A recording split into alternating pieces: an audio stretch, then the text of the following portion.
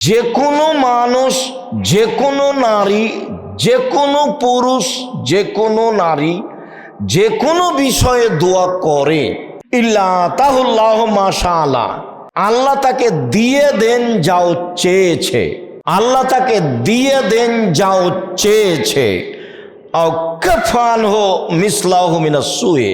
অন্যথায় ওই পরিমাণ বিপদ তার থেকে ঠেকানো হয়। আল্লাহর নিকট বিশেষ প্রার্থনা, আল্লাহর কাছে বিশেষ প্রার্থনা নিয়ে আমরা এক গুরুত্বপূর্ণ সংক্ষিপ্ত তথ্যবহুল বিবরণের চেষ্টা করব ইনশাআল্লাহুল আজিজ। তাতে আমরা আল্লাহ তাআলাকে কিভাবে ডাকব আমাদের প্রয়োজনে তা স্পষ্ট হবে বলে আমরা আশা করছি ইনশাআল্লাহ। এ ব্যাপারে আল্লাহ তাআলা বলেন, উদউনি আস্তাজিব লাকুম, পৃথিবীর মানুষ তোমরা আমাকে ডাকো, আমার কাছে প্রার্থনা করো, আমি তোমাদের ডাকে সাড়া দিব, আমি তোমাদের কথা গ্রহণ করব। অত্র আয়াতে আল্লাহ তাআলা মানুষকে তাকে ডাকার জন্য আদেশ করেছেন এবং বলেছেন, তোমরা ডাকলে আমি তোমাদের ডাকে সাড়া দিব, তোমরা যা বলতে চাও তা আমি শুনব।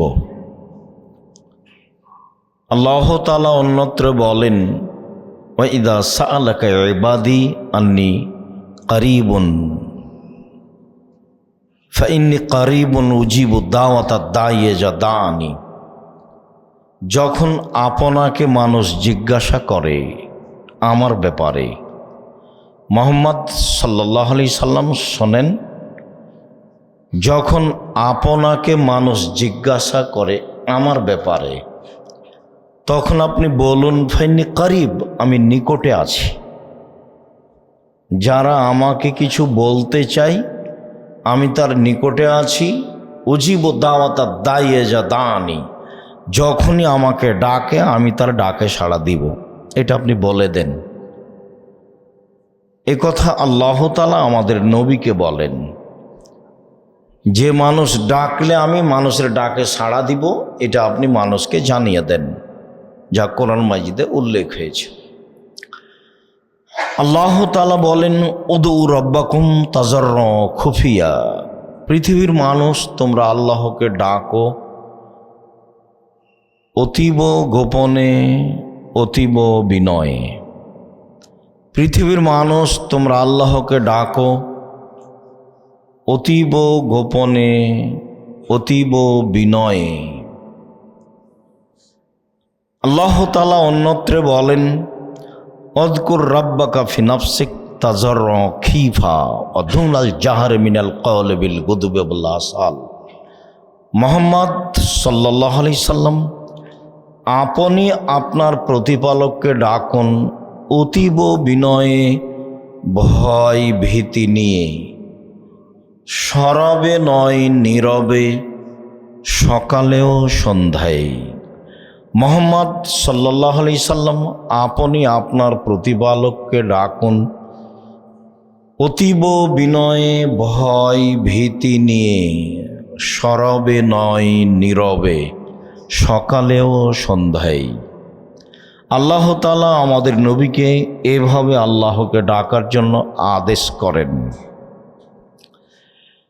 ইজ নাদা রব্বাহু নিদাআন খাফিয়া, যখন জাকারিয়া আলাইহিস সালাম তার প্রতিপালককে চুপে চুপে ডাকলেন, নীরবে ডেকে বললেন, প্রতিপালক, আমি বৃদ্ধ মানুষ, আমার মাথার চুল পেকে গেছে, হাড়হাড্ডি দুর্বল হয়ে গেছে, আপনাকে কিছু বলবো আসলে আমার জন্য এখন মানায় না, আর আমার স্ত্রীও বন্ধা, বাচ্চা দিতে পারে না,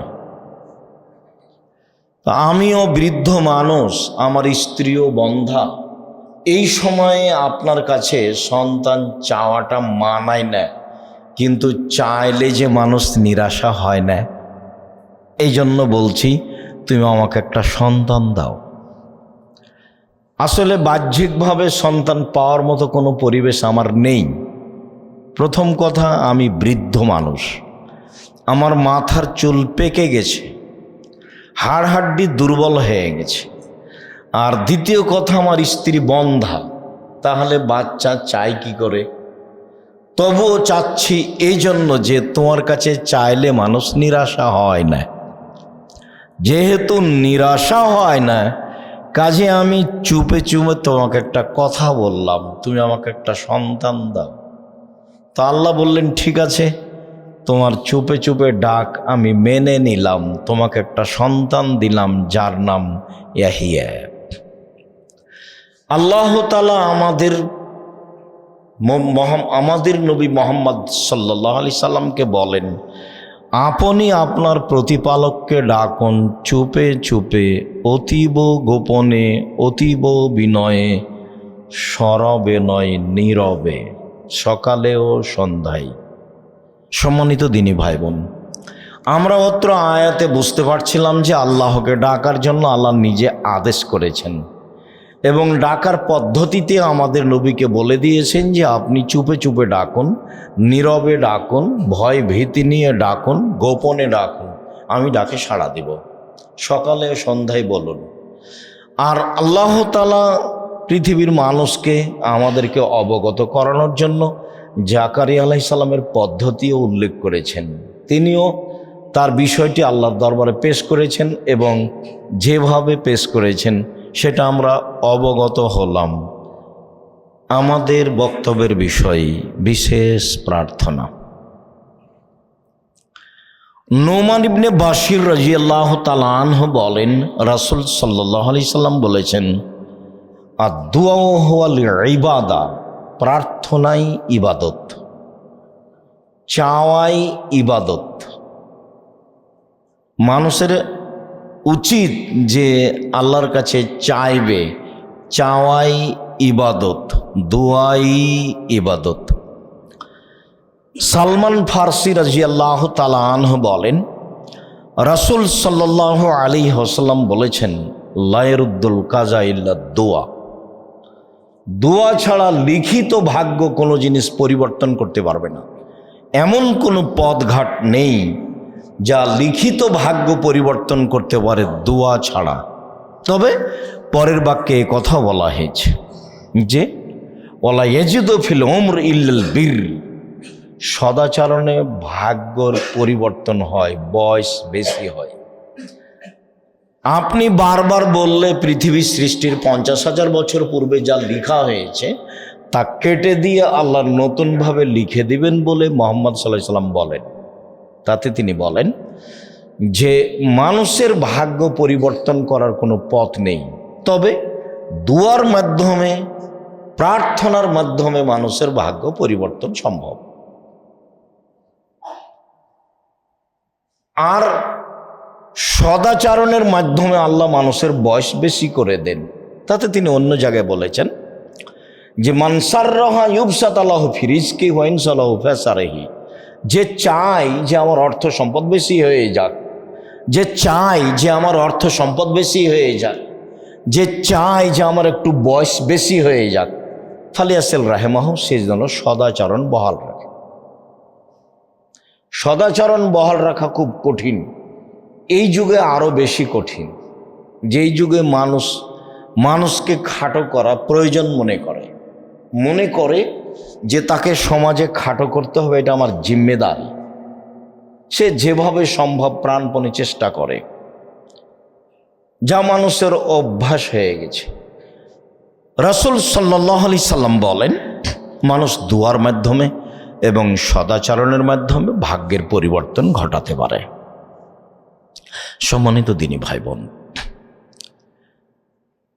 আব্দুল্লাহ ইবনে উমর রাদিয়াল্লাহু তাআলা আনহু বলেন, রাসূল সাল্লাল্লাহু আলাইহি সাল্লাম বলেছেন, ইন্না দুআ ইয়ানফাউ মিম্মা নাযালা ও মিম্মা লাম ইয়ানজিল, নিশ্চয় দোয়া উপকার করতে পারে ওই সব বিষয়ে যা ঘটে গেছে এবং যা ঘটবে। যে কোনো সমস্যা ঘটে গেছে, ওর জন্য দোয়া করলে এর সমাধান আসবে, এবং যা কিছু ঘটবে বলে ভাবছেন এর জন্য দোয়া করলে উপকারে আসবে বলে মুহাম্মদ সাল্লাল্লাহু আলাইহি সাল্লাম বলেন। তিনি বলেন, ইন্না দুয়া, নিশ্চয় দোয়া প্রার্থনা, ইয়ানফাউ মিম্মা নাজালা, যা ঘটে গেছে এ ব্যাপারে উপকার করবে, মিম্মা লাম ইয়ানজিল, আর যা ঘটেনি এ ব্যাপারে উপকার করবে। অতএব আলাইকুম ইবাদাল্লাহে বিদুআয়ে, পৃথিবীর মানুষ তোমাদের জন্য জরুরি তোমরা প্রার্থনা করো। পৃথিবীর মানুষ তোমাদের উপরে জরুরি, পুরুষ নারী তোমরা আল্লাহকে ডাকো, আল্লাহর কাছে প্রার্থনা করো। এ কথা রাসূল সাল্লাল্লাহু আলাইহি সাল্লাম বলেন। জাবের রাদিয়াল্লাহু তাআলা আনহু বলেন, রাসূল সাল্লাল্লাহু আলাইহি সাল্লাম বলেছেন, মা মিন আহাদিন ইয়াদু মিন দুআইন, যে কোনো মানুষ, যে কোনো নারী, যে কোনো পুরুষ, যে কোনো নারী যে কোনো বিষয়ে দোয়া করে, ইল্লা তাহুল্লাহ মাশাআল্লাহ, আল্লাহ তাকে দিয়ে দেন যাও চেয়েছে, আল্লাহ তাকে দিয়ে দেন যাও চেয়েছে, আকাফানহু মিসলাহু মিনাস সুয়ে, অন্যথায় ওই পরিমাণ বিপদ তার থেকে ঠেকানো হয়েছে। তাহলে আপনার প্রার্থনা বিফলে যাবে না। এক, আপনি যা চেয়েছেন তা দিয়ে দিয়েছেন, তা দিবেন ইনশাআল্লাহ, সময়ের ব্যবধানে হলেও। আর যদি বুঝেন যে পাইনি, তাহলে বুঝবেন কোনো সমস্যা ছিল, আমার প্রার্থনার কারণে সেটাকে ঠেকিয়ে দেওয়া হয়েছে। এ কথা মুহাম্মদ সাল্লাল্লাহু আলাইহি সাল্লাম বলেন। আবু হুরায়রা রাদিয়াল্লাহু তাআলা আনহু বলেন, রাসূল সাল্লাল্লাহু আলাইহি সাল্লাম বলেছেন, মান ফুতিহা লাহু মিনকুম বাবুদ দুআ, যার পক্ষ থেকে দোয়ার দরজা খুলে দেওয়া হয়েছে, যারা আল্লাহর কাছে প্রার্থনা করে, যারা দোয়া করে, ফতেহাত লাহু আবওয়াবুর রাহমাতে, তার জন্য রহমতের দরজা সমূহ খুলে দেওয়া হয়। তার কি কি প্রয়োজন, তার ইহকালে ও পরকালে যা প্রয়োজন সব দরজা খুলে দেওয়া হয়। তাহলে প্রার্থনার মাধ্যমে আপনি যা জানেন সেটাও পাওয়া যাবে, যেটা জানেন না সেটাও পাওয়া যাবে। তার মানে রহমতের দরজা সমূহ খুলে দেওয়া হয়েছে। আপনি একটা বিষয়ে চাচ্ছেন আর এটা প্রার্থনা, তখন আল্লাহ একাধিক বিষয় আপনার জন্য খুলে দিয়েছে। সম্মানিত দ্বীনী ভাই বোন,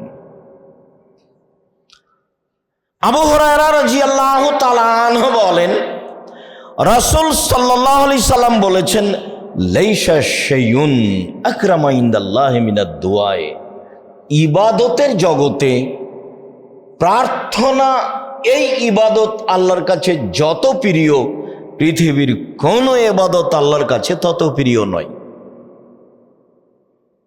চাওয়া কাজটা, প্রার্থনা কাজটা আল্লাহর কাছে যত প্রিয়, কয়েক লক্ষ টাকা খরচ করে হজ করা কাজটা আল্লাহর কাছে তত প্রিয় নয়। চাইলে তিনি যত খুশি হন, হজে তিনি তত খুশি হন না। ফরজ ইবাদত সিয়াম, ইবাদতের জগতে সবচেয়ে দামি ইবাদত সিয়াম। ইবাদতের জগতে এর চেয়ে দামি ইবাদত পৃথিবীতে নেই। যেমন সবচেয়ে শক্তিশালী ইবাদত হলো দান, ঠিক সবচেয়ে দামি ইবাদত হলো সিয়াম। আজকে সবাই সিয়াম আছেন বলে আমার অনুমান, না হলে অনেকে আছেন, যদিও সবার থাকাই ভালো। বলে আমরা রমজান মাসের এক সময়ে নফল সিয়ামের কথা বলেছি। আজকে নফল সিয়ামের গতকাল ছিল বিরোধিতা করার জন্য, আর আজকে হচ্ছে শুকরিয়া আদায়ের জন্য। যখন রাসূল সাল্লাল্লাহু আলাইহি সাল্লাম মুহররমের 10 তারিখের সিয়ামের ঘোষণা দিলেন যে আল্লাহ ফেরাউনকে ডুবিয়ে দিয়েছেন আজকের বারে, আর মুসা আলাইহিস সালামকে বাঁচিয়ে দিয়েছেন, তো মুসা আলাইহিস সালাম শুকরিয়ার জন্য সিয়াম থেকে ছিলেন। তো আমাদের নবী মুহাম্মদ সাল্লাল্লাহু আলাইহি সাল্লাম বললেন, আমরাই তো বেশি হক রাখি মুসার সুন্নাত পালনের, অতএব আমি সিয়াম থাকলাম, সাহাবীগণ তোমরাও সিয়াম থাকো। তখন সাহাবীগণ বললেন যে আপনি বলছেন ইহুদি খ্রিস্টানের বিরোধিতা করতে হবে, আর আপনি সিয়াম পালন করতে বলছেন, কেমন হলো তাহলে? এটা তো অনুকূলে হয়ে গেল। তখন আল্লাহ রাসূল বলছেন, শোনো, আমি যদি সামনে বছর বেঁচে থাকি লাসমান্না তাসিয়া, তাহলে মুহররমের 9 তারিখও সিয়াম থাকবো। 9 তারিখ হবে বিরোধিতা, 10 তারিখ হবে শুকরিয়া। এই জন্য মুহররমের 2 দিন সিয়াম। আজকে সিয়াম আছেন বলে আমার ভালো ধারণা, একাধিক দিন আপনার সামনে আলোচনা পেশ করার ভিত্তিতে আপনি সিয়াম নেই, এর অর্থ আপনার উপরে আমার ভালো ধারণা কমেনি, পরবর্তীতে থাকবেন বলে আশাবাদী। বৃহস্পতিবার সোমবার অভ্যাসী হবেন, হতে হবে। কেন হবেন না? কি আপনার ঝামেলা আছে? ইবাদতের জগতে সবচেয়ে দামি ইবাদত, কেন আপনি অভ্যাসী হন না বৃহস্পতিবার সোমবার? সাহারি হয়নি 10টার সময় আল্লাহ রাসূল বলছেন, আয়েশা জি খানা পানি আছে বাড়িতে? জি না। ঠিক আছে, সিয়াম থাকলাম। তার বাড়িতে কোনো সময় কিছুই থাকতো না। আল্লাহ রাসূল আজকে হাদিয়া দিয়ে গেছে সকাল 9টা 10টার দিকে। কি হাদিয়া দেখি, এই যে, আর আমি সিয়াম ছিলাম। আচ্ছা ঠিক আছে, নফল সিয়াম ছেড়ে দিলাম, নিয়ে আসো হাদিয়া খাও। সম্মানিত দিনী ভাই বোন, বলছিলাম ইবাদতের জগতে সবচেয়ে দামি ইবাদত সিয়াম। এরপরেও আল্লাহ এতে যত সন্তুষ্ট হন, আপনি কিছু চাইলে তার চেয়ে বেশি সন্তুষ্ট হন। উনি চাইলে বুঝেন যে আমি দিতে পারি। তার একটা ব্যক্তিত্ব আছে, গর্ব তার, অহংকার তার, রাজ্জাক তার নাম, জাব্বার তার নাম, শতাধিক তার নাম আছে। আপনি যখন চাইলেন তখন উনি বুঝলেন, হ্যাঁ আমি দিতে পারি। ও তো অন্য কোনো পীরের কাছে যায়নি, কোনো কবরের কাছে যায়নি। এটা তার জন্য গর্বের বিষয়, এই জন্য তিনি খুশি হন। তখন রাসূল সাল্লাল্লাহু আলাইহি ওয়াসাল্লাম বলছেন, লাইসা শাইউন আকরামা ইনদাল্লাহি মিনাদ দুআয়ে, আল্লাহর কাছে চাওয়া কাজটি যত প্রিয়, ইবাদতের জগতে আর কোনো ইবাদত আল্লাহর কাছে তত প্রিয় নয়। আবার একটা কথা সময় আসবে ইনশাআল্লাহ। আবু হুরায়রা রাদিয়াল্লাহু তাআলা আনহু বলেন, রাসূল সাল্লাল্লাহু আলাইহি সাল্লাম বলেছেন, মাল্লাম ইয়াসআলিল্লাহ ইয়াগদাব আলাইহি, যে চায় না, যে প্রার্থনা করে না, তার উপরে আল্লাহ সন্তুষ্ট হন। মুখখান কেন চুপটি লাগিয়ে থাকবেন কেন? অত দোকানে বসে আড্ডা পিটেন কেন? এই স্বভাব কেন? দিন রাত আপনাকে বলছে এটা খারাপ স্বভাব, এটা নোংরা স্বভাব। আর একজনের বদনাম করে সেটা শোনা লাগে। একটু মুখ খুলেন না কেন? একটু কিছু বলেন না কেন?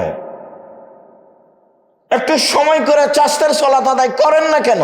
ইশরাকের সালাত আদায় করেন না কেন? অবিন সালাত আদায় করেন না কেন? বৃহস্পতিবার সোমবার সিয়াম থাকেন না কেন? কেন থাকেন না? থাকবেন না কেন? এটা তো আপনার কাজ। শ্বাস বন্ধ হয়ে গেলে যোগাযোগ বিচ্ছিন্ন কোনো পথ নেই। তার প্রমাণ আপনার দাদা, তার উপর আপনার দাদি, তার প্রমাণ আপনার বংশ। কোন পথঘাট নাই পৃথিবীতে কিয়ামত পর্যন্ত তার সাথে যোগাযোগের। তার নাম মরণ। ফাকসির জিকরা হাজিমিল লাজ্জাতিল মাউত। মুহাম্মদ সাল্লাল্লাহু আলাইহি ওয়াসাল্লাম বলেন যে পৃথিবীর মানুষ, তোমরা ওই জিনিসকে স্মরণ করো যে জিনিস মানুষের স্বাদকে নষ্ট করে দেয়, সেটা হলো মরণ। জিজ্ঞাসা করা হলো সবচেয়ে বুদ্ধিমান কে? তখন তিনি উত্তরে বললেন, সেই সবচেয়ে বুদ্ধিমান যে মরণকে স্মরণ করতে পারে। আপনি নিজেকে পরিবর্তন করতে চাচ্ছেন না কেন একটু? এটা যে আপনার ভুল সিদ্ধান্ত, এই বুঝতে আপনাকেই বুঝতে হবে, আর একজন বুঝবে।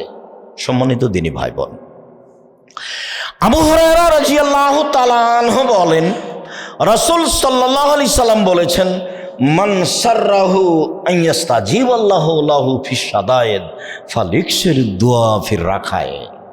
যে ব্যক্তি চায় যে বিপদে পড়লে যেন আমার কথা আল্লাহ তাড়াতাড়ি কবুল করেন, যখন আমি দুনিয়াতে বিপদগ্রস্ত হব তখন আমি বললেই যেন আল্লাহ মেনে নেন, এইটা যে চায় সে যেন ভালো অবস্থায় বেশি বেশি প্রার্থনা করে, বেশি বেশি দোয়া করে।